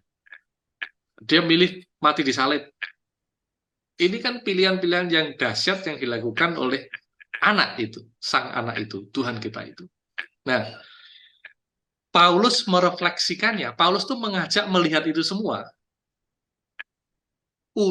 untuk merefleksikan pada diri mereka, pada diri jemaat di Filipi, yaitu bahwa hendaklah kamu dalam hidupmu bersama, ayat 5 ya, menaruh pikiran dan perasaan yang terdapat juga dalam Kristus Yesus. Jadi kalau Yesus itu punya pikiran itu, punya pilihan-pilihan yang radikal seperti itu, kamu tuh loh punya pikiran seperti itu juga. Tujuannya adalah, ya ini kan menaruh pikiran dan perasaan yang sama dengan Kristus, yaitu pilihan yang selfless ya, melepaskan kegemilangan, kegagahan, kehebatan, kemuliaan kita, gitu, dan mengutamakan yang lain. Tujuannya apa? Persekutuan dengan sesama tubuh Kristus terjaga, rapi, indah, dan mereka punya kasih mesra satu sama lain karena saling mengutamakan orang lain. Yesus ini kan datang ke dunia karena mengutamakan kita. Punyailah pikiran seperti itu bagi kita, supaya kita punya persekutuan yang indah di dalam Kristus. Jadi kita tuh kan kadang tidak mau saja punya pikiran Kristus. Jadi kita lihat bahwa menaruh pikiran Kristus itu sebenarnya adalah bahwa kita tuh sudah punya pikiran itu dalam diri kita. Sejak kita lahir baru kan kita sudah punya. Sejak menjadi manusia baru, pikiran itu sudah ada dalam diri kita. Tinggal kita mau atau tidak menaruh pikiran itu dalam diri kita supaya hidup kita dikendalikan oleh pikiran Kristus itu. Jadi masalahnya bukan punya atau tidak, tapi mau menaruh pikiran itu atau tidak. Jadi kita tuh kadang berpikir meneladani Kristus. Ya ini, malah kita sebut meneladani, ya meneladani seperti ini, tetapi lebih tepatnya adalah kita menaruh pikiran Kristus dalam diri kita sejak kita lahir baru. Nanti Paulus juga mengatakan kalau punya hal-hal lain yang dinyatakan Tuhan secara berbeda, yaitu yang diikuti. Itu nanti ada di sana.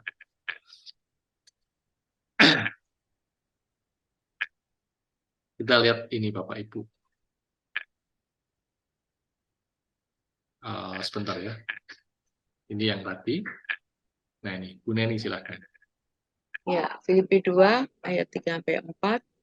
Dengan tidak mencari kepentingan sendiri atau puji-pujian yang sia-sia. Sebaliknya, hendaklah dengan rendah hati yang seorang menganggap yang lain lebih utama daripada dirinya sendiri.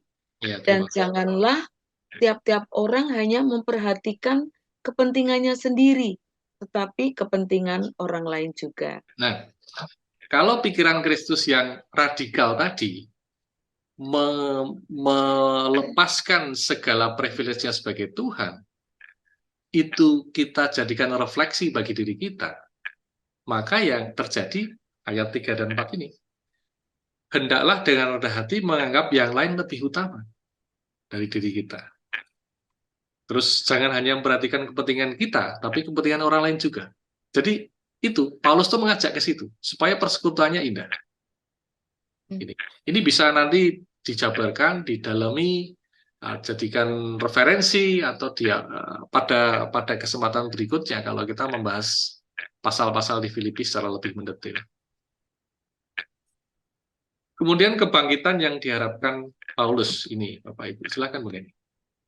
Yang ku kehendaki ialah mengenal Dia dan kuasa kebangkitannya dan persekutuan dalam penderitaannya, di mana aku menjadi serupa dengan Dia dalam kematiannya, supaya aku akhirnya beroleh kebangkitan dari antara orang mati. Ya, Kalau dalam bahasa terjemahan yang lain, itu supaya aku akhirnya beroleh kebangkitan dari antara orang mati, itu bisa juga dibaca supaya aku memperoleh kebangkitan keluar dari orang mati. Nah, ya, hampir sama Bapak Ibu ya. Tapi hal ini mungkin agak susah dipahami kecuali diajarkan oleh teolog-teolog yang lebih fokus pada kehidupan setelah kematian.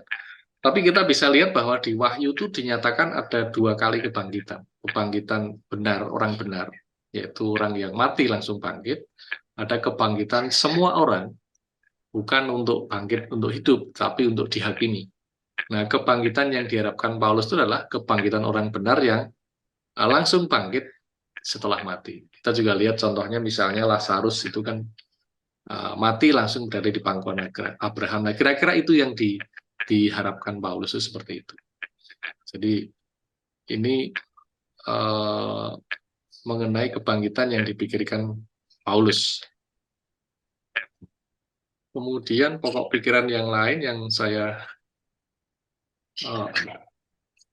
ini ada di atas, tanggung jawab Kristen. Silahkan Bu Neni. Filipi 3 ayat 12. Bukan seolah-olah aku telah memperoleh hal ini atau telah sempurna, melainkan aku mengejarnya. Kalau-kalau aku dapat juga menangkapnya, karena aku pun telah ditangkap oleh Kristus Yesus. Ya, terima kasih Bu Neni. Sementara itu dulu. Dimanapun dalam surat Paulus, itu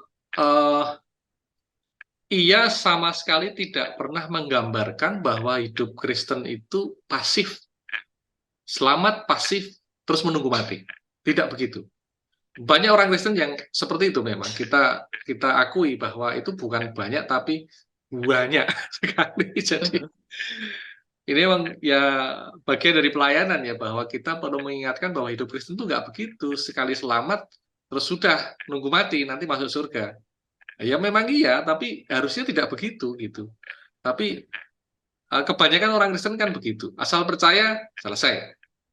Life as usual atau business as usual, carpe diem, nikmati saja apa yang ada, terus nunggu mati. Nanti kan masuk surga, mau sudah percaya Yesus.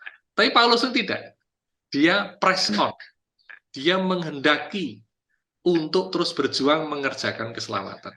Jadi dia mengejarnya, kalau aku dapat menangkapnya, karena aku pun telah ditangkap oleh Kristus Yesus. Mengejarnya terus. Jadi melakukan sesuatu seakan-akan ini belum cukup gitu. Dan kembali lagi pada jemaat di Filipi, kan Paulus ini menganggap jemaat itu sebagai rekan sejawat.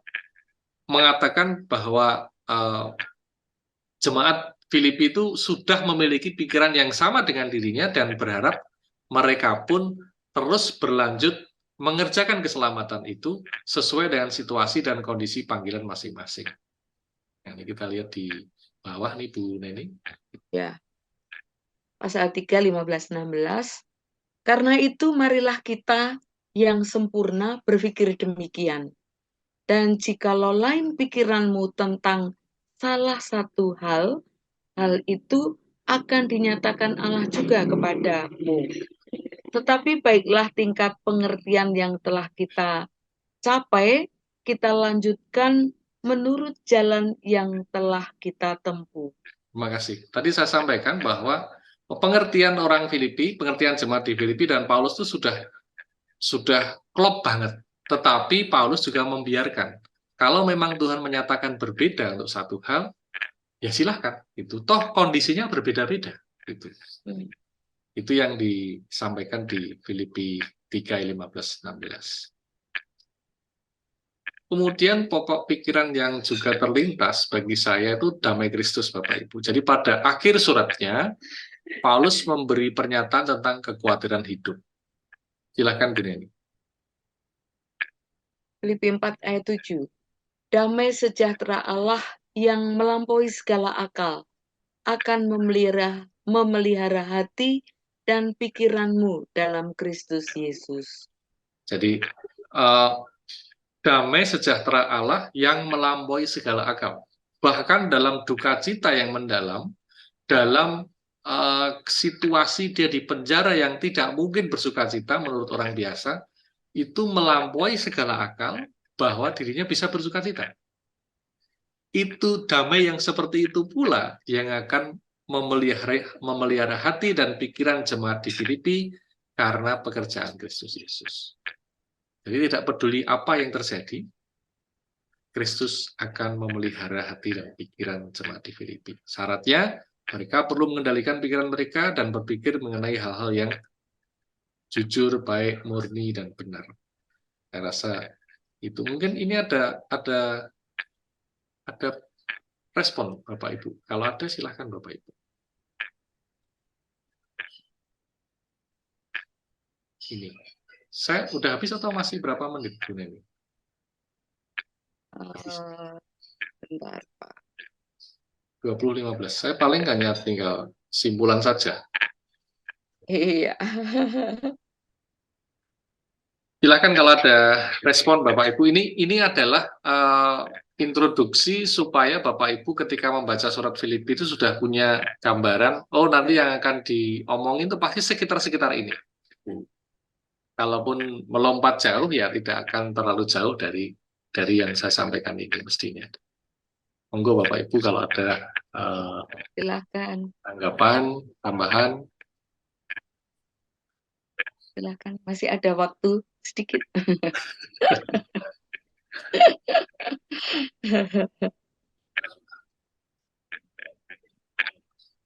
Monggo, kalau ada pertanyaan atau tanggapan Bapak Ibu.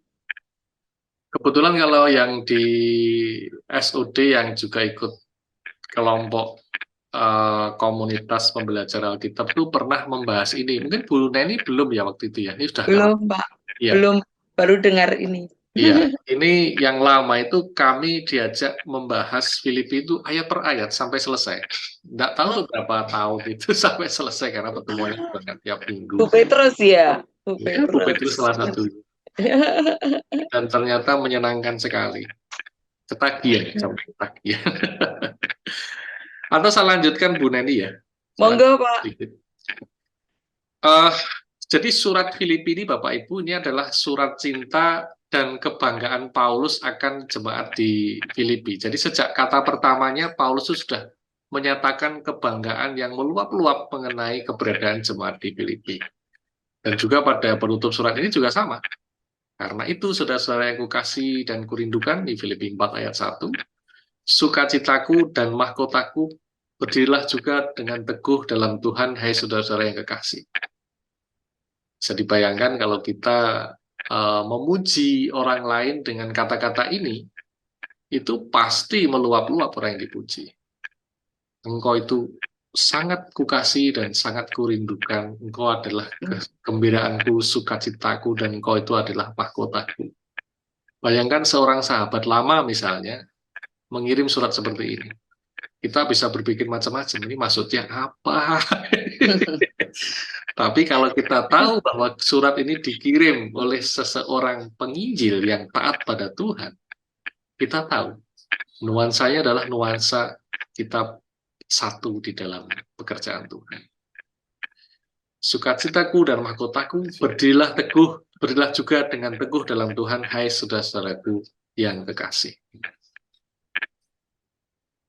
Saya sudah jarang menerima surat yang isinya Lukas yang terkasih gitu kan, nggak ada sekarang. Kalau dulu mungkin surat yang tertulis dari orang-orang yang sesama anak Tuhan itu masih sering ya. Sekarang kan WA anak. Tapi surat seperti ini itu sangat menghangatkan hati sebenarnya. Kita seneng kok dibilang terkasih. Paling terkasih itu di gereja ya. Saudara-saudara yang terkasih, mari kita memuji Tuhan dan seterusnya. Bukan surat. Nah, surat Filipi ini Bapak Ibu ini bertujuan untuk menyatakan syukur Paulus. Kembali lagi saya sampaikan bahwa Paulus itu lebih mengucapkan selamat pada jemaat di Filipi daripada mengucapkan terima kasih. Ya, dia berterima kasih, tapi lebih selamat ya, kamu betul-betul sudah seperti yang diharapkan Tuhan. Jadi mereka memiliki visi yang sama mengenai pemberitaan Injil. Jadi surat Filipi ini adalah surat yang paling menghangatkan hati dibandingkan surat-surat Paulus lainnya. Kalau kita membaca surat Paulus seperti Galatia, itu kan keras itu. Korintus sebenarnya ada 3 surat, Bapak Ibu. Cuman 2 surat yang ada di Alkitab kita. Konon katanya salah satu surat Korintus itu terlalu keras, sampai tidak dimasukkan ke kanon. Gitu. Tapi itu pengetahuan yang lain. Nanti Bapak Ibu bisa menyelidiki sendiri. Jadi Tesalonika itu juga teguran-teguran. Nah, kemudian surat-surat Paulus yang lain itu juga cukup keras. Tapi kalau di Filipi ini lembut, kasih mesra. Nah, kita mendapat kesan ajaran atau bahkan teguran itu tidak ada di sini. Ya ajaran ada ya, tapi teguran ya sedikit sekali, hanya konflik jemaat aja yang ditegur oleh Paulus. Dan Paulus menyatakan sukacitanya yang begitu mendalam karena posisi dan sikap jemaat Filipi, dan Paulus puas karenanya. Jadi Paulus puas dengan keberadaan jemaat di Filipi, tapi Paulus sendiri tidak puas dengan dirinya dan dia terus mengejar seakan-akan dia belum menangkapnya.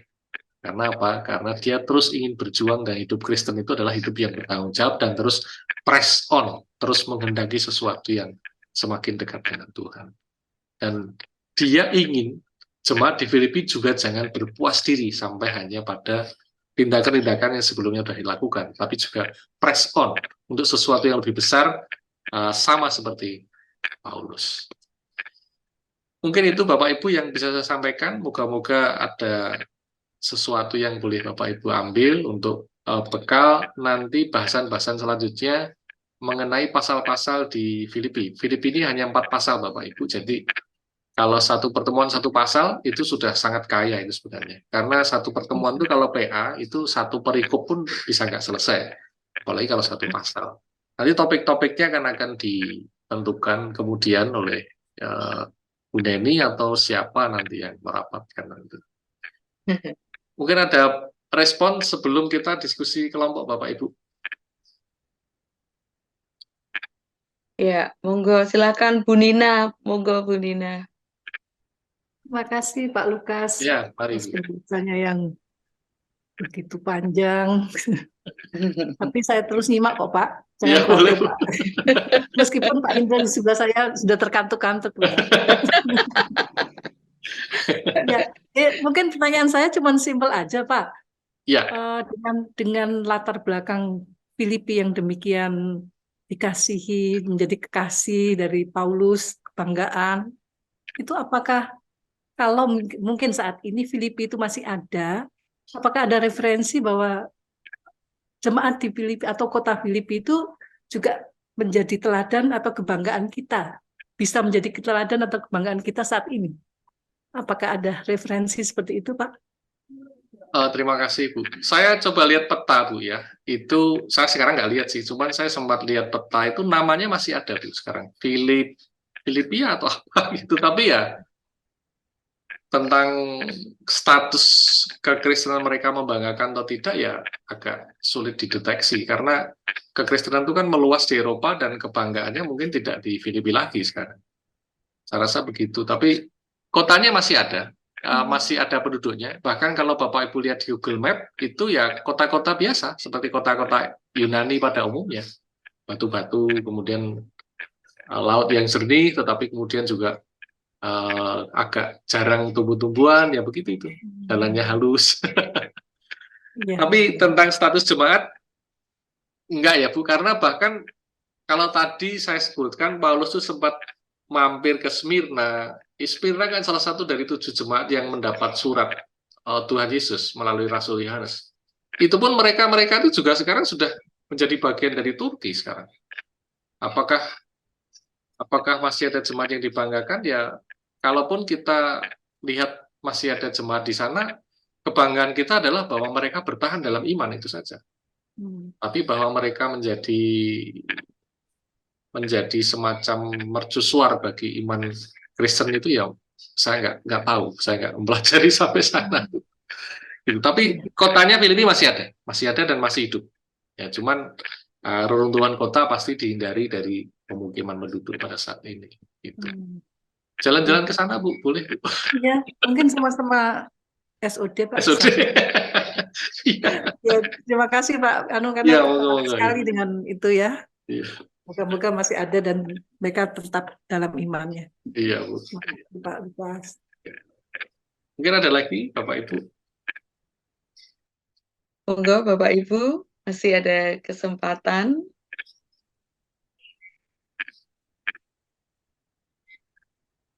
Ya, Kalau tidak, itu kita ada diskusi kelompok, Bapak Ibu. Pertanyaannya ada di grup ya, Bapak Ibu. Tapi bisa saya bacakan. Saya kebetulan nggak membuat di. Oh, ini ada nih di share screen di sini. Nah, ini. Pertanyaan diskusi kelompok, apakah saudara bersukacita ketika orang lain rajin mengerjakan keselamatan mereka? Apakah hati kita ikut bangga? Itu gimana kita melihatnya? Mengerjakan keselamatan mereka ya bisa jadi menginjil, bisa jadi aktif di gereja, bisa jadi mendukung pelayanan melalui keuangan, melalui tenaga, melalui apapun itu. Pokoknya mengerjakan keselamatan. Apakah saudara, yang kedua, berterima kasih pada orang yang menolong saudara? Apakah ucapan terima kasih itu melampaui syukur saudara karena orang yang menolong saudara memiliki relasi yang baik dengan Tuhan? Jadi kita tuh lebih bersyukur pada pertolongan itu atau lebih bersyukur pada sikap hatinya? Maksud saya begitu. Kalau Paulus tadi kan jelas, dia lebih mengucapkan selamat karena sikap hati jemaat di Filipi.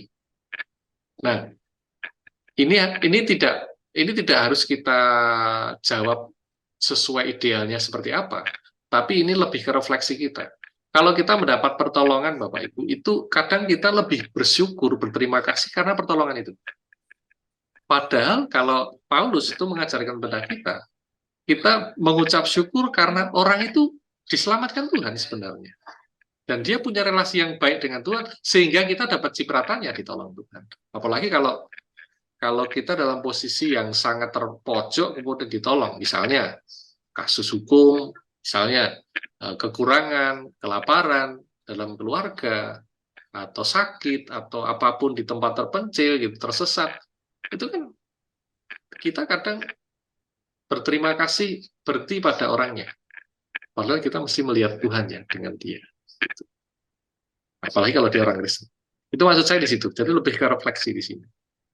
Ini yang bisa saya sampaikan. Mungkin kita boleh diskusi, Bapak Ibu. Silahkan Bu Neni, Bu Dwi Martati. Oke, terima kasih Pak Lukas untuk pemaparan materinya.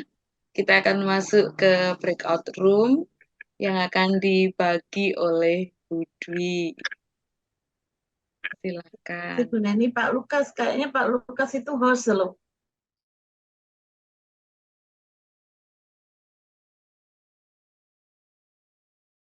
Terima kasih Pak Ya, Lukas. mari Tuhan berkati. Akhirnya Terima kasih berkati. Tuhan berkati. Malam-malam Selamat semuanya. malam. Malam. Cinle. Ya, baik. buat Sukses istirahat. ya, baik. Moga-moga. Bu Adi, selamat malam. Selalu. Ini sudah setengah Iya, malam. kami Sudah ujian. selesai. Iya, di Jayapura. Selamat ujian, Kak Immanuel. Iya, Iya. Ujian hidup ya. Terima kasih ya Kak Besti. Terima kasih. Pak Immanuel. Oke, Tuhan berkati. Sen Mari. di Kudus, terima kasih. Target